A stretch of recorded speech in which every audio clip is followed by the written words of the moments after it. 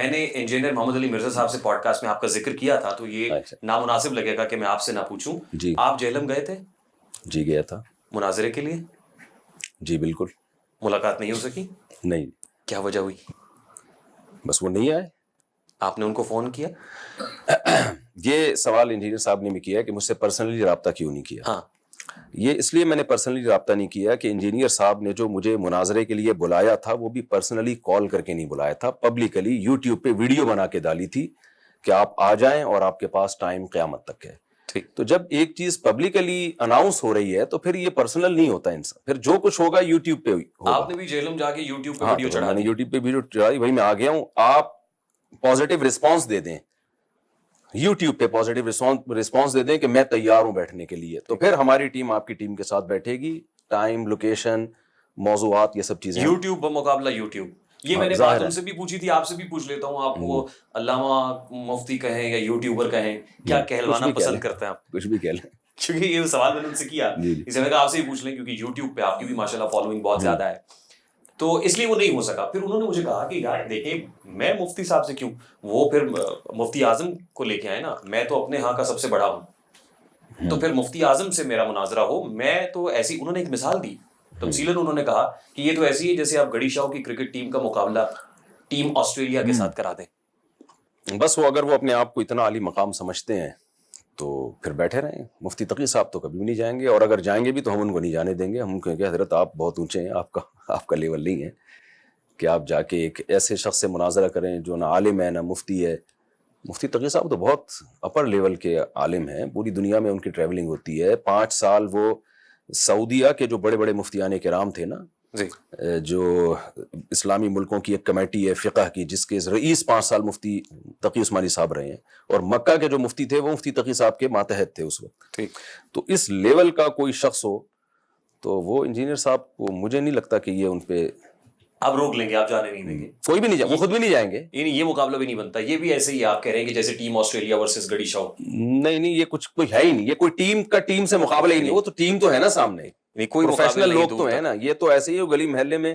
میرا مقصد انجینئر کی توہین نہیں ہے, میرا مقصد یہ ہے کہ گلی محلے میں ایک گلی ڈنڈا کھیلنے والا جاوید میاں داد کو بلا رہا ہو کہ میرے ساتھ مقابلہ کرو. ٹیم تو ہو نا, بے شک کمزور ہو, کوئی عالم ہو, کوئی مفتی ہو, کوئی سرٹیفائڈ ہو, کسی نے پراپر وے میں.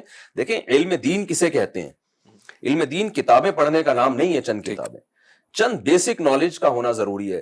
سب سے پہلی بات یہ کہ ہمارے جتنے بھی علوم ہیں وہ عربی میں کتابیں ہیں. قرآن بھی عربی میں, حدیث بھی عربی میں, اور قرآن و حدیث سے جو مسائل نکالے گئے ہیں وہ بھی عربی میں. تو مدارس میں سب سے پہلے آپ کو عربی سکھائی جاتی ہے. عربی گرامر کے 2 حصے ہیں, ایک صرف نحو ہے, صرف ہے, ایک نحو ہے. یہ پھر عربی ادب, تاکہ آپ کو قرآن عربی میں سمجھ میں آئے نا. ترجمہ تو عوام کے لیے, آپ کو کیا پتہ یہ ترجمہ صحیح ہے غلط ہے. اس کے بعد پراپر وے میں آپ حدیث کا علم حاصل کریں.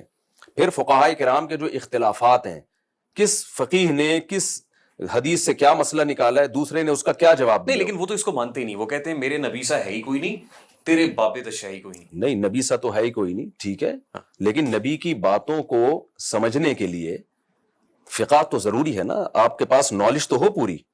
دیکھیں جب رسول اللہ, تھانوی رسول اللہ اور یہ سب جو ہے, یہ تو اس سے ایک الگ چیز ہے نا, کس نے کیا لکھا کتابوں میں. میں تو کہہ رہا ہوں پراپر علم حاصل کرنے کے لیے ضروری ہے کہ یہ آج تو نہیں ہم دین کا علم سیکھ رہے ہیں نا, 1400 سال سے کیا ہوتا چلا آ رہا ہے. تو حضرات فقہائے کرام نے کس آیت کا کیا مطلب لیا ہے, کس کی کیا دلیل ہے, یہ تمام اختلافات, تمام دلائل آپ کو پڑھنے ضروری ہیں, تاکہ آپ کی نظر میں وسعت پیدا ہو کہ فلاں نے اگر اس حدیث کو لیا ہے تو اس نے اس حدیث کی یہ تعویل کی ہے, اور اس نے اس حدیث کو اصل بنایا, اس حدیث کی یہ تعویل کی. جب آپ کے پاس یہ پراپر علم نہیں ہوتا تو آپ کے پاس ایک حدیث آتی ہے, آپ سمجھتے ہیں یہی کل ہے, اس کے علاوہ کچھ بھی نہیں ہے. تو یہ تو گمراہی کا ذریعہ ہے, یہ بہت بڑی. اور پھر اس حدیث کا ترجمہ بھی آپ کو نہیں پتا ہوتا کہ یہ ترجمہ بھی ٹھیک ہے یا نہیں ہے. تو اتنی تو بیسک نالج انسان کے پاس ہونی چاہیے نا, کہ اس کو ضربہ یضربو کا مطلب تو پتا ہو کہ ضربہ اور یضربو میں کیا فرق ہے, ضاربن کسے کہتے ہیں, اضربو کا کیا مطلب ہے. یہ بھی نالج اگر آپ کے پاس نہیں ہے تو پھر مفتی تقی صاحب کے لیول کا تو میرا خیال نہیں ہو سکتا. میرا خیال انجینئر محمد علی مرزا صاحب کے لیے آپ کا یہ جواب ہے, اور یہ ان تک پہنچ بھی جائے گا ہماری اس ویڈیو کی وساطت سے. اب آپ 51 برس کے ہیں ماشاءاللہ, اللہ تعالیٰ آپ کو صحت سلامتی والی زندگی دے. آپ نے چوتھی شادی کس عمر میں کی حضرت؟ کس عمر میں کی؟ میرا خیال ہے 4 سال ہو گئے شاید. 4 سال, یعنی 47 برس کی عمر میں آپ نے چوتھی. اور پہلی کب کی تھی؟ پہلی میں نے کی تھی سن 2000 میں. اور اسی وقت سوچ لیا تھا کہ کرنی ہے تو 4 ہی کرنی. اس وقت میں نظریاتی طور پہ تو اس کا قائل تھا, میرے بیانات ہوتے تھے کہ 4 شادیاں کرنی چاہیے, اور پھر میں لوگوں سے کہتا بھی تھا کہ یہ کام بہت ضروری ہے لیکن میرے اندر تپڑ نہیں ہے اس کا, صاف طور پہ کہتا تھا. مجھے یاد ہے پنجاب میں وزیر آباد میں 1 مہینے میں نے گزارا وہاں, میں نے وہاں لوگوں میں بیان کیا اس کی سوسائٹی کو بہت شدید ضرورت ہے 4 شادیوں. ہاں, لوگ کہتے تھے آپ کیوں نہیں کرتے, میں کہا بھائی میرے میں ہمت نہیں ہے, تو لیکن جو صحیح بات ہے میں وہ بیان کروں گا. جی. پھر بہرحال ہمت کرنی پڑی ہمیں بھی. 4 شادیوں کے لیے کس ہمت کی ضرورت ہوتی ہے, بہت کیا پوٹینشیل چاہیے؟ خطرناک قسم کی ہمت کی ضرورت ہوتی ہے. انتہائی درجے کا ڈھیٹ آدمی ہو وہ یہ کام کر سکتا ہے, اس کے لیے چھوٹا موٹا ڈھیٹ نہیں چلے گا. نہیں, وہ پری کوالیفیکیشن کرائٹیریا آپ کی بس آپ کا معاشی طور پہ بہتر مستحکم ہونا ہے. نہیں, معاشی طور پہ مستحکم ہونا نہیں. اگر آپ غریب ہیں تو آپ غریب لڑکی سے کریں, اپنے سے بھی زیادہ غریب تلاش کریں. آپ 50,000 کما رہے ہیں اگر فار ایگزامپل, تو آپ ایسی لڑکی سے شادی کریں جس کا باپ 15,000 کما رہا ہے اور 15 میں 6 بیٹیوں کو پال رہا ہے, وہ گزارا کر لے گی آپ کے پاس. ضروری ہے, مینڈیٹری ہے کہ 4 اس زمانے میں ضروری ہے, جو بھی رکھ سکتا ہے. آپ نے کیونکہ کہا کہ اگر میں 3 بیویوں کو بیوہ کر کے گیا تو میری انسلٹ ہوگی. یہ تو مذاق کیا تھا. اچھا, یہ مذاق نہیں, یہ انسلٹ اس لحاظ سے بھی ہوگی کہ جو آدمی 20 سال سے 4 شادیوں کی باتیں کر رہا ہے اور وہ مرے اور صرف 3 ہو, تو پھر انسلٹ کی بات تو ہے نا.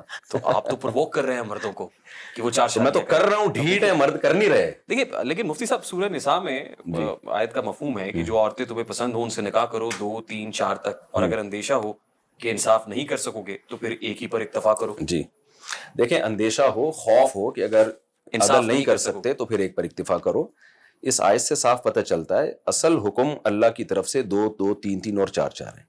ایک کنڈیشن ہے, یعنی شرط 2 3 شادیاں شرط نہیں ہے کہ اس شرط کے ساتھ کہ تم عدل کر سکتے ہو, بلکہ ایک پر اکتفا کے لیے شرط یہ کہ عدل نہیں کر سکتے. دونوں تعبیروں میں فرق ہے.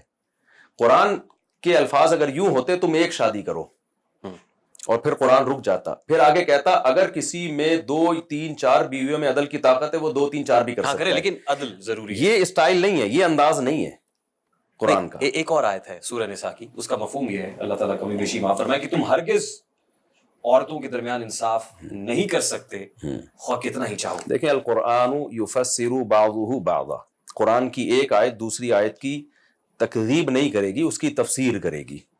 ایک جگہ قرآن کہہ رہا ہے 2 2 3 3 4 4 کرو, بالفرض اگر تمہارے اندر ہمت نہیں ہے, تم نہیں برابری کر سکتے, تو چلو پھر ایک پر اکتفا کرو. یہاں قرآن پرمیشن دے رہا ہے. دوسری طرف قرآن کہہ رہا ہے کہ تم عدل نہیں کر سکتے. تو اس کا مطلب اگر ہم عدل کا وہی مطلب لیں جو پچھلی آیت میں ہے, تو اس کا مطلب قرآن تو ایک دعوے پہ ٹک ہی نہیں رہا. ایک طرف کہہ رہا ہے تم 2 2 3 3 4 4 کر سکتے ہو, اور اگر عدل نہیں کر سکتے تو پھر ایک پر اکتفا کرو. دوسری طرف قرآن کہہ رہے عدل ہی نہیں کر سکتے تم, ناممکن ہے. تو اس کا مطلب دوسری جگہ عدل نہ کرنے کا مطلب کچھ اور ہے, وہاں عدل کرنے کا مطلب ہے کہ 100% برابری. تبھی آپ دیکھیں نا, وَلَن تَسْتَطِيعُوا أَن تَعْدِلُوا بَيْنَ النِّسَاءِ وَلَوْ حَرَصْتُمْ, پوری آیت دیکھیں. اللہ کہتے ہیں تم اگر جتنی بھی حرص رکھو 100% برابری نہیں کر سکتے. فَلَا تَمِيلُوا كُلَّ الْمَيْلِ, لہذا ایسا نہ ہو کہ ایک بیوی کی طرف اتنا زیادہ جھکاؤ ہو جائے کہ دوسری کو لٹکا کے چھوڑ دو. یہاں بھی 2 بیویوں کا تذکرہ کر رہا ہے قرآن. مفتی صاحب, یہ 4 شادیوں کو پروموٹ کرنا اور اصولاً بطور عمومی طور پر اس کو پروموٹ کرنا درست ہوگا؟ یہاں پہ تو ظاہر ہے if and only if ہے نا, کہ justice prevail. if and only ایک بیوی کے ساتھ ہے. if you cannot afford, اگر تم افورڈ نہیں کر سکتے تو ایک کرو. ہماری سوسائٹی میں ایک کو اصل سمجھ لیا گیا ہے, جبکہ اسلامی سوسائٹی میں ایک اصل نہیں ہے. اسلامی سوسائٹی میں کہ مرد زیادہ بیویاں کریں گے, وہ شخص جو 2 بیویاں نہیں رکھ سکتا, اس میں طاقت نہیں عدل کی, اس کے لیے ہے کہ چلو یار ایک پر اکتفا کرو, وہ ایک پہ اکتفا کرے. تو کتنے لوگ ایسے ہیں جو عدل کرتے ہیں؟ یہ ایسا سوال ہے جان چھڑانے کے لیے نا. دیکھیں, کچھ چیزیں ایسی ہوتی ہیں کہ آپ پہلے اس کی کوئی علت تلاش کرتے ہیں, پھر وہ کام کرتے ہیں. کچھ چیزیں ایسی ہیں کہ کام ہو جاتا ہے, ایک غلطی ہو جاتی ہے, پھر ہم کہتے ہیں ایکچولی یہ یوں ہوئی ہے, اصل میں وہ غلطی تو ویسے ہی ہوئی ہے. ہماری سوسائٹی میں جو 4 شادیوں کا رواج ختم ہوا ہے نا, وہ اس لیے نہیں ہوا کہ مردوں میں عدل کی طاقت ختم ہو گئی تھی تو علماء کرام کی ایک کانفرنس بیٹھی اور بڑے بڑے ماہرین نے فیصلہ کیا چونکہ اب اس زمانے میں عدل ممکن نہیں ہے تو چلو ایک ایک پہ آ جاؤ. ایسا کچھ بھی نہیں ہوا. ہوا یہ ہے کہ ہم نے ہندوؤں کے ساتھ 1000 سال گزارے ہیں, اس کلچر کو ہم نے اڈاپٹ کیا, اب سب ایک ایک پہ آ گئے. اب تپڑ ختم ہو گیا ہے, رواج ختم ہو گیا ہے, تو اب اس کے لیے ایک بہانے تراشے جاتے ہیں کہ جی چونکہ ایکچولی ہم میں 2 بیویوں میں عدل کی طاقت نہیں ہے تو اس لیے میں نے ایک کی ہوئی ہے. نہیں, اس کا ایک اور کسی شخص کو آپ علاقے کا ناظم بنا دو, کیا علاقے کے ناظم کے لیے ضروری نہیں ہے الیکشن میں کھڑے ہونے کے لیے ضروری نہیں ہے کہ آپ میں اگر عدل کی طاقت نہیں ہے تو آپ الیکشن میں کھڑے نہ ہو؟ جج کے لیے جج صاحب سے میں نے کہا کہ آپ 2 شادیاں کیوں نہیں کرتے؟ کہہ رہے میرے میں عدل کی طاقت نہیں ہے. تو میں نے کہا آپ کے لیے تو سیٹ جائز ہی نہیں ہے جج کی کرسی پہ بیٹھنا. جس آدمی میں انصاف کی طاقت نہیں ہے کیا وہ لوگوں کے درمیان فیصلہ کر سکتا ہے؟